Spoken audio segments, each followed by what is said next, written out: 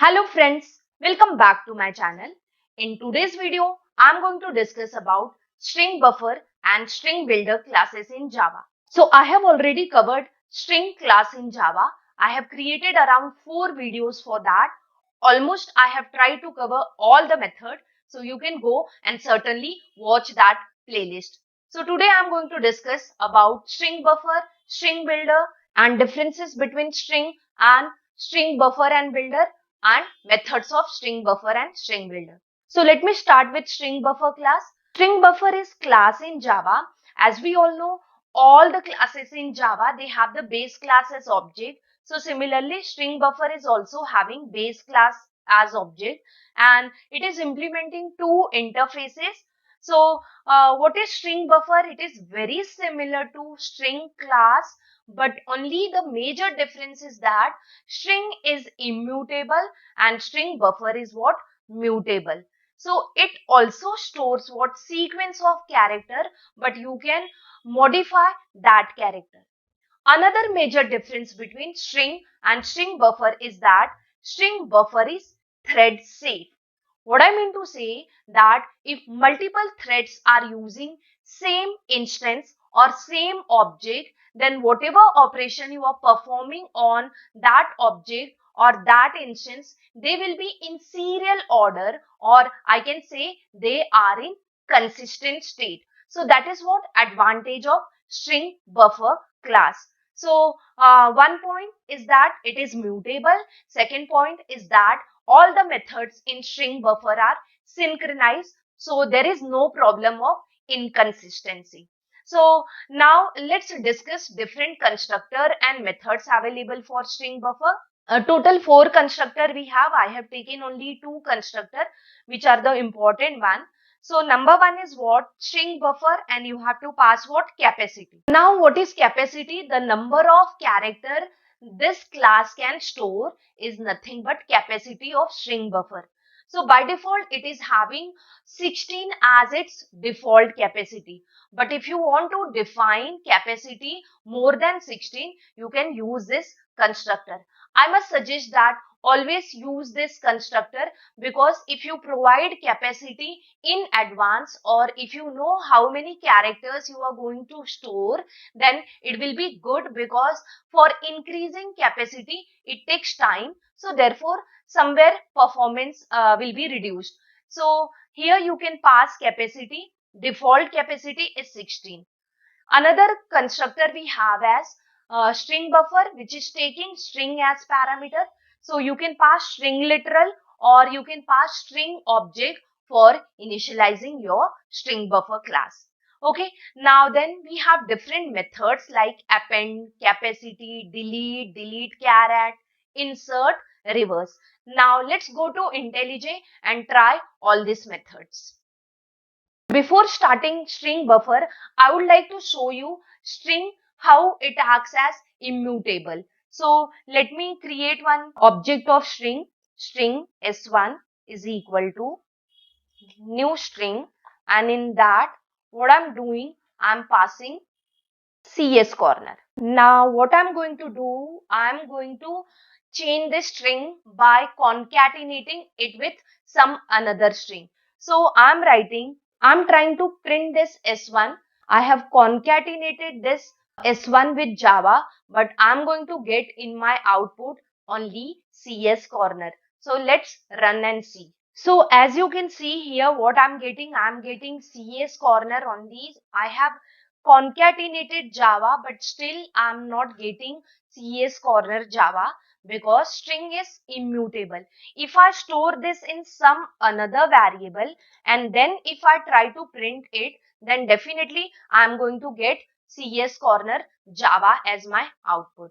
So you can see here, since I created another variable and I'm storing that new value in this variable, therefore I'm getting this CS corner Java. For getting the new value, you have to store that in memory. So that is what the problem with string class. It require more memory, or we can say double memory. To overcome this problem, what we have another classes known as string buffer. So now here what I'll do, I'll create one object of string buffer And then in this string buffer, what I'm doing, I'm passing S1, which is storing CS corner. Okay, now what I will do, I will perform operation known as append of string buffer. So SB1 dot append.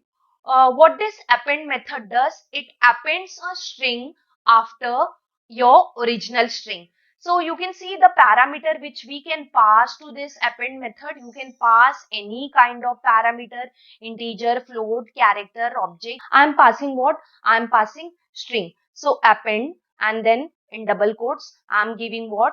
Java. Now, if I try to print this SB1, so I should get output as CS corner Java. Let me write in this way using string buffer, and here using string. So now you can see here I'm getting CS corner Java. Here also I'm getting same output, but the way is different. Here I have stored concatenated variable in a new variable. Therefore, I'm able to get concatenated value. Otherwise, I won't be able to get. Here you can see I'm not creating new object or new variable for storing this appended value. So I'm performing operation on object SB1. So that object has changed. So therefore, string buffer is mutable class. So whatever you pass in append, that will be inserted after this string. So I have written CS corner, I am passing Java, so I should get what? CS corner Java. Here I have passed space, therefore after CS corner I am going to get what? Space. So this is what your append method. Okay, so now let's move to the next method, that is capacity. What is capacity? It decides what number of maximum character your string buffer can hold.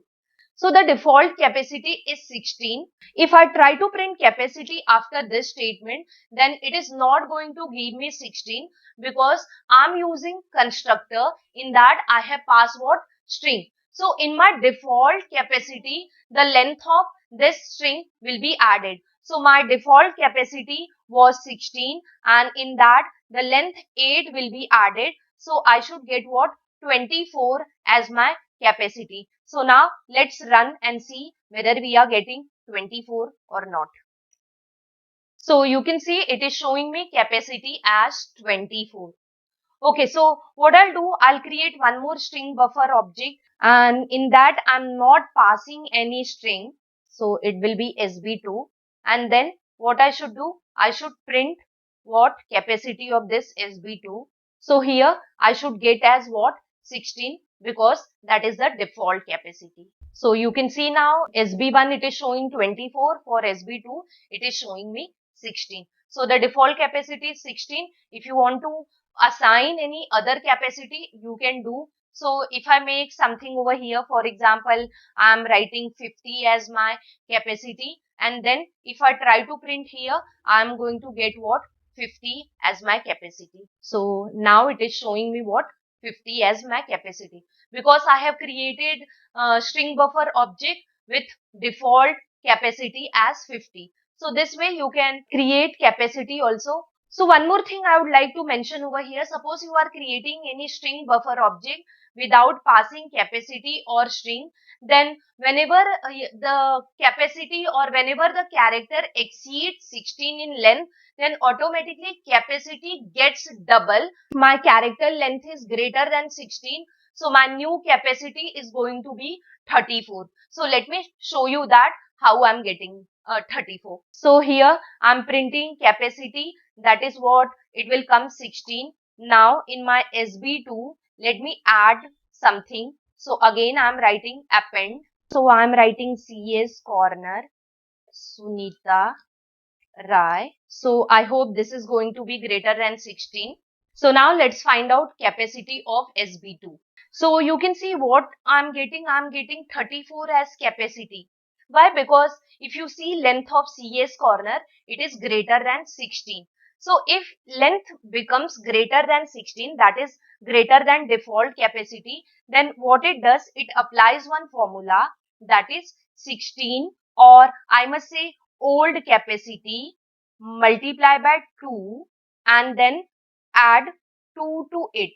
So my old capacity was 16. It has multiplied it by 2. that is 32, and it has added 2 to it. So therefore, I'm getting 34 as my new capacity. So whenever you are not passing capacity, it takes default capacity, or if you are passing capacity also, then whenever length exceeds, then what it does, it applies this formula and capacity increases by this formula. One more method related to capacity is there, that is known as ensure capacity. So if you pass anything in ensure capacity method, so that means the minimum capacity of that string buffer is going to be this much. So what I'll do, I'll create one more object of string buffer. So I'm giving name as sb3, and then what I'm writing, sb3 dot ensure capacity, and here I'm passing capacity as 98. So this is going to be what? My minimum capacity of SB3. Now, if I try to print capacity of SB3, I'm going to get what? 98. So SB3 dot capacity. So you can see I'm getting output as 98 because I have used method ensure capacity to give what? Minimum capacity of my string buffer. So this was all about capacity method.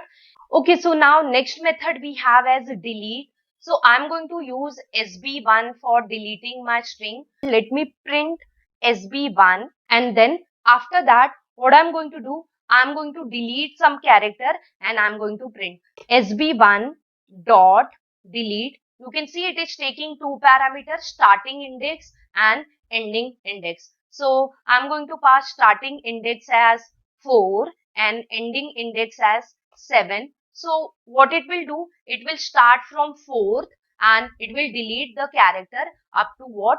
7th position. So and what it is going to return you? The new string after deleting these characters. So here you can see I had CS corner Java, my main string, and then I gave as 4th, start from 4th and delete up to 7. You can see what I'm getting over here. I'm getting CS core Java. Now let's understand how it is happening. So whatever parameter you pass here, so the first parameter is inclusive and the second parameter is what? Exclusive. So it will start from 4th character and it will terminate where? At position 6th, because last parameter is what? Exclusive. So where is my 4th position? 0, 1, 2, 3. This is what my 4th position. So it will start from R and it will delete character up to 6th position. So R will be deleted, that is 4th, 5th and 6th position. So it will delete character R, N, E. So therefore I'm getting output as CSCO and this R. After that I'm getting Java. Now let me change this. Instead of giving 7, let me give it as 9. Okay, so now what it is giving me? CSCO Java. So it will start from 4th character, that is from this character 4, 5, 6, 7, 8. This character will be deleted. So therefore I'm getting CSCO and Java. So I hope this delete method is clear. Now let's go to the next method, that is delete caret. What delete caret does? It deletes character at a particular index or particular position. So let me give index as 3. So you can see now it has deleted 3rd position character. What was at 3rd? It was O. So that character has been deleted. So that is delete caret.